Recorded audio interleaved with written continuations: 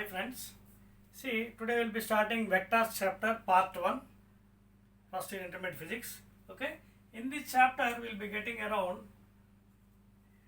2 marks in MSET and in NEET you will be getting around I think 10 to 12 marks.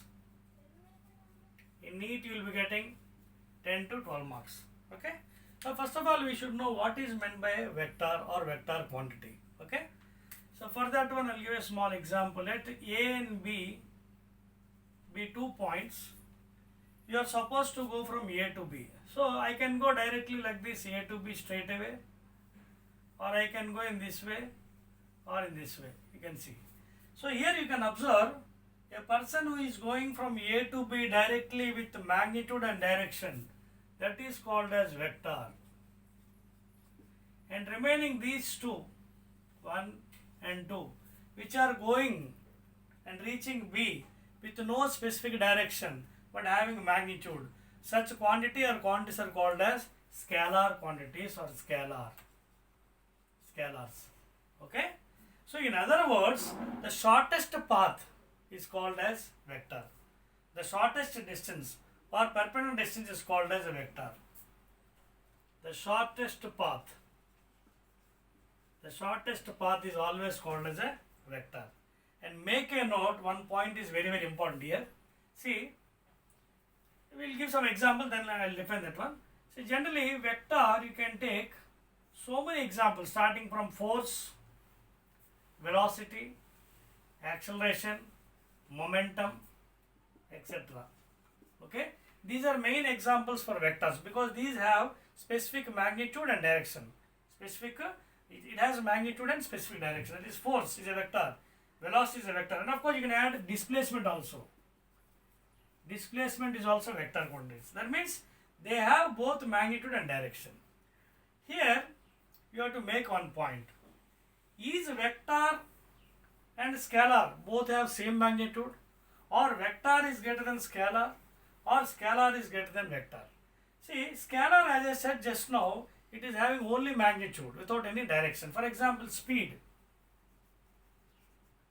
distance, time, okay, work, power, energy, strength of current, electric potential, EMF, etc. All these comes under scalars and scalar quantities. All these comes under scalar and scalar quantities. That means they have only magnitude without any direction. That means if you see in the above figure A to B, a person is traveling from A to B. That means the shortest path is what? AB.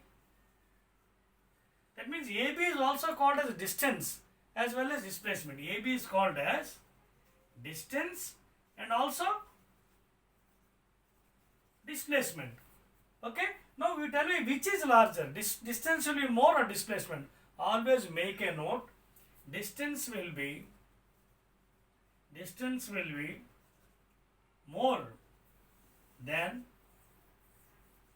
displacement, because distance means it has to cover all the area path you can see to reach B. So displacement means the shortest path. Okay, so in other words, displacement, okay, always equal to distance. In other words, okay, distance is equal to, right, just now we were talking about distance and displacement, vector and scalar. See, one point you have to make a note regarding vector and scalar is, in general form, it is observed that distance you can equal to displacement. But in general terms, what we will say is, distance is always greater than displacement because it is the depending upon the path. It is dependent, you can see, distance means path. More path, more distance. Less path, less distance. It doesn't depend upon initial and final point. It always depends upon the path, distance, because maximum, more distance is the maximum distance is covered.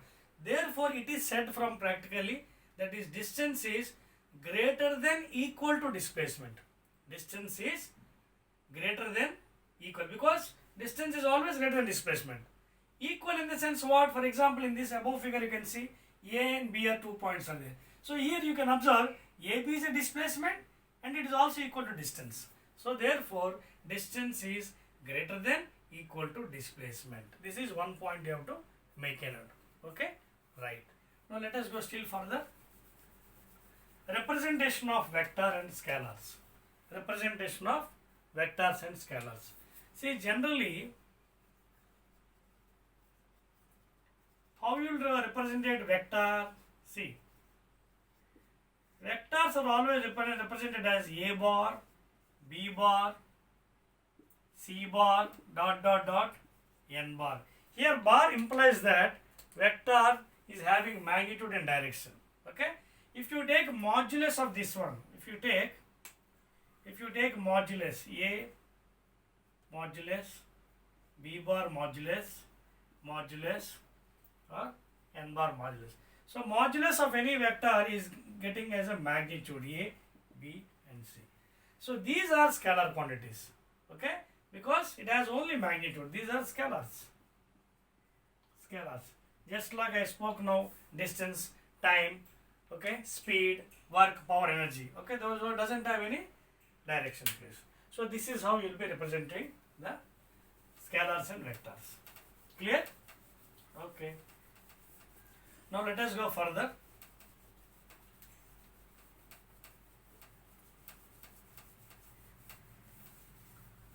Now, as we go further in this chapter, what is a unit vector?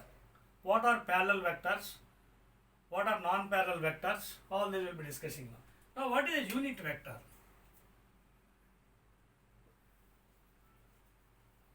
See, in general, unit vector is always represented as A cap, B cap, C cap, N cap. Unit vectors are represented as A cap, B cap, C cap, N cap. And later on, when the chapter proceeds, we will be discussing about I, J, K also. So these are also unit vectors along x direction, y direction and z direction. This we will discuss later on. So unit vector means here a vector having one magnitude, one unit. So what is unit vector? Having magnitude 1 unit. Such a vector is called as a unit vector. Unit vector's magnitude is always taken as 1. Now what are parallel vectors or equal vectors?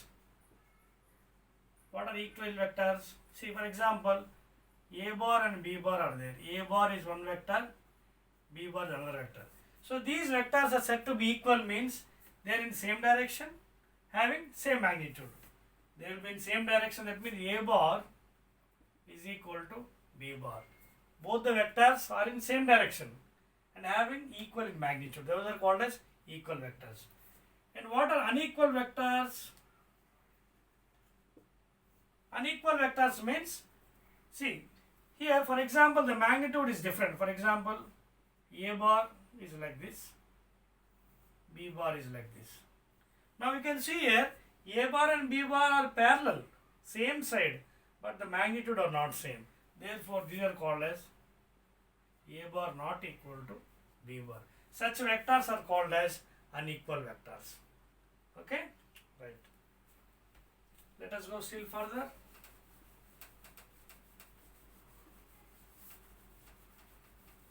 Now, after learning about unit vectors, there is another procedure of writing unit vector. For example, I want unit vector A cap. Now, I can express in the form A bar by modulus of A bar. This is another formula regarding unit vector. Any unit vector can be, for example, I want A cap. So, unit vector A cap is given by A bar by modulus of A bar. That means A vector by magnitude of A vector. A vector by magnitude. That means simply I can write as A cap into modulus of A is equal to A vector. Clear? So what is modulus of A? See, A cap. What is modulus of A? A. Magnitude of A is equal to A bar. So I can simply write as A cap into A is equal to A bar. That means A cap or B cap or C cap unit vector is given by A bar by modulus. Modulus of anything is nothing but magnitude. Okay, A cap into A is called A. Like this we can solve numericals also further. Okay, alright. Now after learning about unit vectors, okay, vector, scalar quantities, representation. Now let us see the graphical representation of vectors.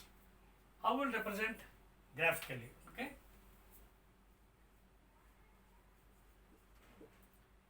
Graphical representation of vectors. Okay. Graphical, for example, see, this is one vector A bar and this is another vector B bar. Now graphically we have to solve these two. There are some properties. First one is vectors can be shifted parallelly. First property, shifted parallelly. That means you can shift the vectors parallelly anyway, you can with same magnitude. You can shift parallelly. That is the first property. Second one, angle between vectors is always taken from tail to tail. Now we will be asking what is tail. See, this is called as tail, starting one, and this is called as head. So when you represent any angle between two vectors, like this you should not represent. This is wrong representation. Because this is head and this is tail. You should not represent. You have to represent like this. This is the representation of angles. Because you can see tail and tail. Between tail and tail angle should be there. Not between head and tail. This is wrong and this is right representation. These are very important properties regarding representation of vectors, angles. Tail to tail angle should be taken, not head to head. Okay? In general we will take tail to tail only, not head to tail. And vectors can be shifted parallelly. Okay?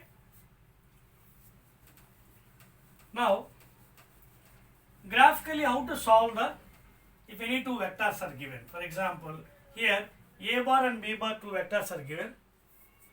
A bar and B bar. Now how to get the resultant of these two? For example, first I will solve this one. I will draw a line parallel to first vector. I will name it as PQ, A bar. Again, second vector, B bar, R. So this is one vector, this other. So resultant will be this direction. This is resultant. How will get from triangle PQR, PR bar, resultant, not in this direction, resultant. PR bar is equal to PQ bar plus QR bar. Therefore, PQ bar how much? A bar plus B bar. So R bar value ante indi chudandi, A bar plus B bar. So ee vidhanga then resultant manam calculate cheyachu. So the resultant of A bar and B bar can be got by nothing but A bar plus B bar. Like sorry. So like this you can even calculate for three vectors also. For example, three vectors are given for you. This is one vector, this is another vector, and this is another vector. You can see here three vectors are given. For this also you can get the resultant in the same fashion. See how I will solve. By using the properties, just now I told you, tail to tail angle and also shifting of parallels. See first one I will draw with the magnitude PQ, A vector. Next second vector, shifting parallel, B bar. Third vector, shifting parallel. So PQ or S, C vector. Now these two vectors just now I have represented. The resultant how much you got? A bar plus B bar. So this resultant is over. Now these two vectors resultant you can get like this. From which triangle? See, from triangle PRS. That is PR bar plus RS bar. That is A bar plus B bar plus C bar. So the resultant of these three vectors you got it as A bar plus B bar plus C bar. Like this we can also prove commutative property of vectors. When three vectors are given, A plus B plus C is equal to A plus B plus. That is here you can give it like this. A plus B plus C can be equal as A plus B plus C. This is called as commutative property in vectors. This is called as commutative property. Okay? That means anything. Suppose two vectors are given, A plus B is equal to B plus C. Here three are there. A plus B plus C is equal to A plus B plus C.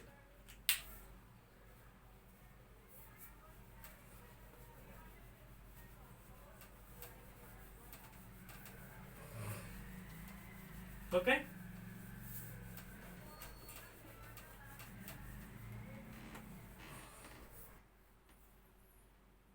Now let us see what is main important examination point of view, triangle of vectors. This is very much important. Triangle of vectors. See, this is very important in construction, engineering, construction, other things.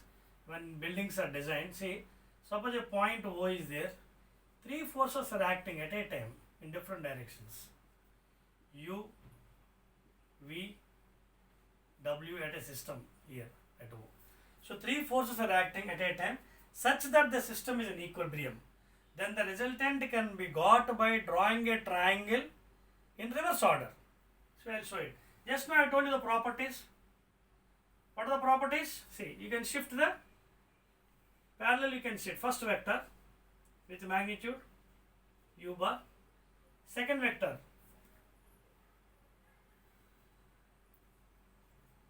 this is construction, you can see, okay, and third vector. See, actually this is one vector, this is it. You have to go in this way, but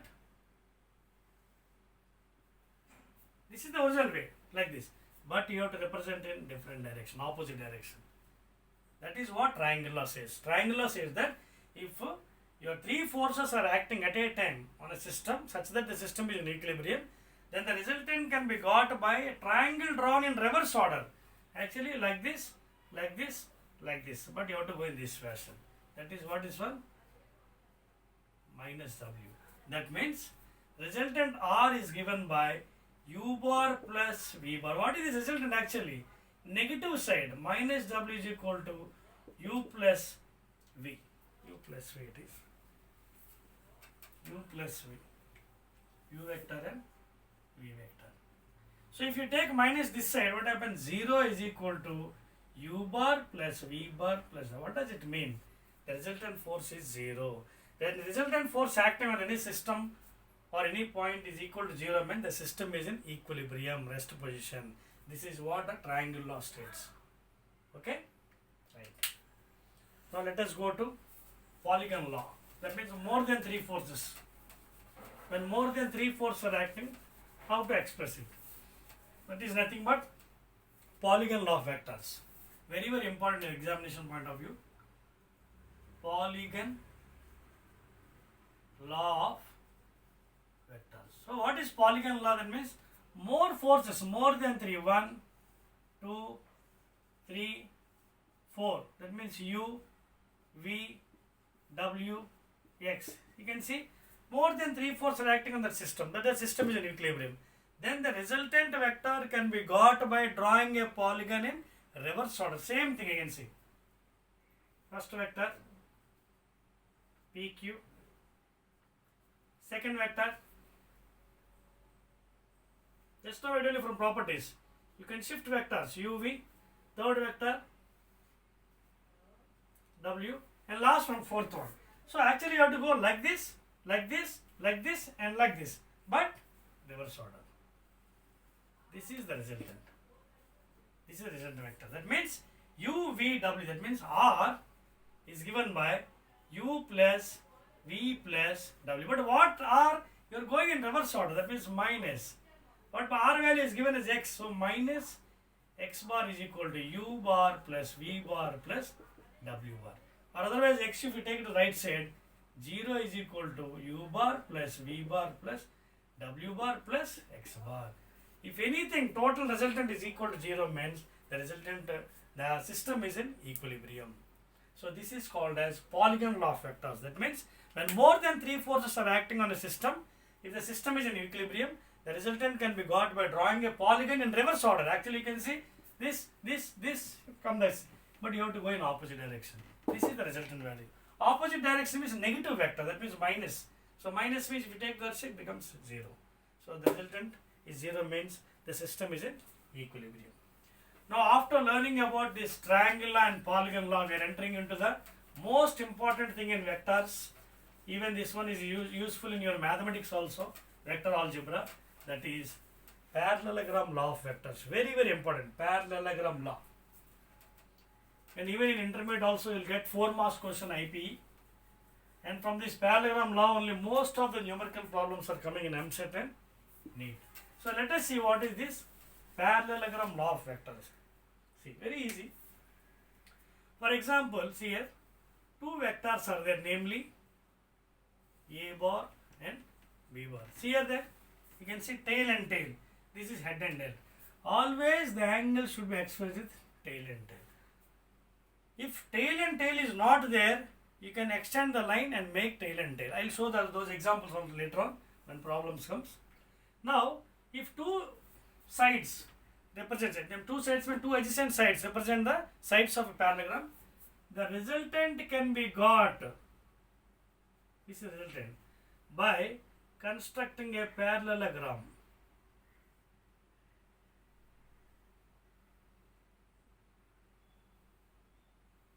I'll name some letters P, Q, R, S, T. Okay? So that is the parallelogram. This extra part is construction. This angle is theta, whole angle. So same, this is also theta. And let this result is making an alpha, angle alpha with the horizontal. So in intermediate you will have a derivation for this one. Intermediate you will have a derivation. R is given by using your Pythagoras theorem, root over A bar square plus B bar square plus 2A bar B bar cos theta. Okay? In MSET mostly the problems come from here only. How to get the resultant? Okay? So resultant is given by A bar square plus B bar square plus 2A bar B bar. You can take these two triangles PTR and QTR and you can solve the derivation. So here A bar and B bar two vectors. Now here some comments are also there. That means when this resultant will be maximum and when it is minimum. For example, if we all know cos theta is maximum when it is 0 degrees. Theta is equal to 0, what happens? Cos 0 is equal to 1. So when you substitute here, R you will be getting as root over A bar square plus B bar square plus 2A bar B bar, cos 0, 1. So this one is nothing but A plus B whole square. That is, R is taken as A bar plus B bar, okay, whole square under root. Because this is A plus B whole square, A square plus B square plus 2AB. So square root and root cancel, square and root. So R is taken as A bar plus B bar. First important corollary. That means when two vectors, when theta, the theta between two vectors is 0, cos 0 is maximum, then the resultant is maximum. In the same way, when it is minimum, when theta is equal to pi by 2 or 90 degrees. And one more, not only 90, cos pi, that is cos 180. Cos 180 means what? Second quadrant here. In second quadrant, cos is negative, only sine and cosecant are positive. Okay? So cos 180 means what? Cos 90 plus 90. Cos 90 plus 90 is again sine 90. Second quadrant cos is negative. Therefore, it is minus 1. So minus 1 is still less than 0. So therefore, you can take it as, if you take theta is equal to 180, if you take theta is equal to 180, cos 180 is equal to minus 1. If you substitute here, what happens? R is equal to root over A bar square, B bar square, 2A bar B bar, cos 180 degrees. As cos 180 is minus 1 comes here. Therefore, A square plus B bar square minus 2A bar B bar, because this is minus 1. Again, you can observe this is what? From your algebra, A minus B whole square. A square plus B square minus 2AB. And this one I can write as A bar minus B bar whole square under root. Again, this cancel. So therefore, I write here, I think you cannot see, R is equal to A bar minus B bar. These two are very, very important. Resultant is maximum when theta is equal to 0 degrees, A plus B. Resultant is minimum when theta is equal to 90. 90 means cos 90 what? 0. But less than 0 what? Minus 1 is still lesser than 0. Therefore, if we take theta is equal to 180 degrees, theta becomes minus 1 here. Therefore, the formula becomes as R is equal to A bar minus B bar. So, in parallelogram law of vectors, this derivation is important for intermediate, and whereas in MSET and other entrance examination, these two formulas are very, very important.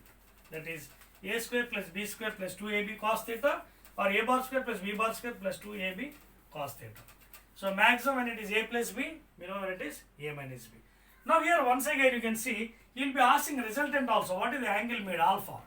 So then again you can take tan alpha is equal to b bar sin theta by a bar plus b bar cos theta. This is also derivation intermediate. Okay. So tan alpha with the horizontal, you can see this is the horizontal. So the resultant making with the horizontal is nothing but tan alpha is equal to b bar sin theta plus by a bar plus b cos theta. So when the angle is given there, you can substitute and you can find the alpha also. So this is how we can find out the resultant vector and also resultant vector direction. Resultant direction means alpha is equal to tan inverse b sin theta by a plus b cos theta. Okay. Now we'll do a small numerical, then you can understand better. Small numerical we'll be doing regarding parallelogram law vectors. Right. I'll give a small numerical.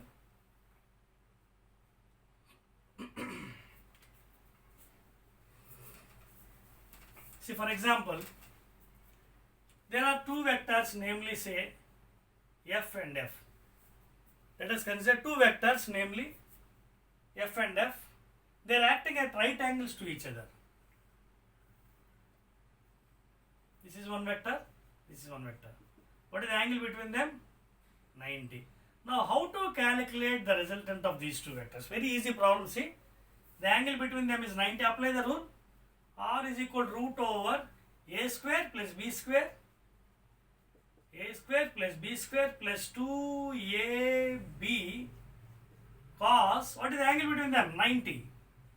90 degree. Since cos 90 is equal to 0 from trigonometry, therefore this entire one goes 0. So what is left over? Root over f square plus f square. That means 2f square. That is equal to r. So that is nothing but 2f square means 2 into f square square root. You can take it outside. F. So r is equal to simply root 2 into f. This problem was given in I think 3 years back in MSET examination. When two forces are acting at right angles to each other, what is the resultant force? It is nothing but root 2 into f. Okay? Right. So like this even you can do when the angles are also given. For example, see one more problem. For example, say one force is f, other force is say 2f. Let theta is equal to 60 degrees. One force is f, another force is 2f. Let the angle between them is 60 degrees. How to calculate resultant? Same old formula. Root over a square plus b square plus 2ab cos 60. You know what is cos 60 from a table? Half. As you know, cos 60 degrees is equal to half from your trigonometry table. So this half and this half goes cancel. So f square plus 2f square is 4f square. Just directly I'll put it there. Waste of time again. So 2f square means 4f square. Here half f get cancelled. So f into 2f again how much? 2f square. 2f into f, 2f square. So total how many got here? F square plus 4f square, 5f square, 5f square plus 2f square. How much? 7f square.